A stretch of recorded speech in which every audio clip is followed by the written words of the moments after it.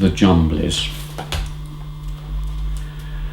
They went to sea in a sieve, they did, in a sieve they went to sea, in spite of all their friends could say, on a winter's morn, on a stormy day, in a sieve they went to sea. And when the sieve turned round and everyone cried, "You'll be drowned," they called aloud, "Our sieve ain't big, but we don't care a button, we don't care a fig. In a sieve we'll go to sea." Far and few are the lands where the Jumblies live. Their heads are green and their hands are blue, and they went to sea in a sieve.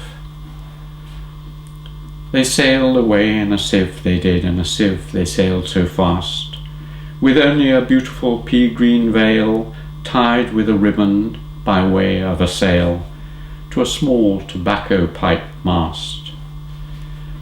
And everyone said who saw them go, "Oh, won't they be soon upset, you know, for the sky is dark and the voyage is long, and happen what may, it's extremely wrong in a sieve to sail so fast."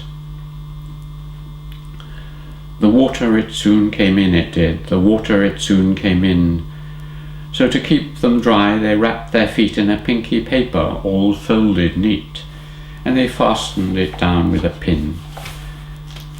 And they passed the night in a crockery jar, and each of them said, "How wise we are!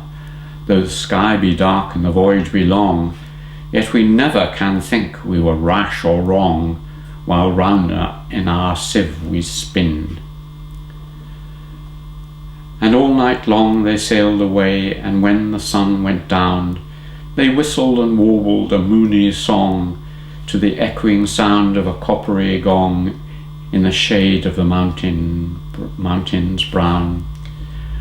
"O Timbaloo, how happy we are when we live in a sieve and a crockery jar, and all night long in the moonlight pale we sail away with a pea-green sail in the shade of the mountains brown." They sailed to the western sea, they did, to a land all covered with trees, and they brought an owl and a useful cart and a pound of rice and a cranberry tart and a hive of silvery bees. And they bought a pig and some green jackdaws and a lovely monkey with lollipop paws and 17 bags of Edelweiss tea and 40 bottles of Ringberry and no end of Stilton cheese. And in 20 years they all came back, in 20 years or more, and everyone said, "How tall they've grown, for they've been to the lake and the torrid bald zone and the hills of the Chankly Bore." And they drank their health and gave them a feast of dumplings made of beautiful yeast. And everyone said, "If we only live, we too will go to sea in a sieve to the hills of the Chankly Bore." Far and few are the lands where the Jumblies live.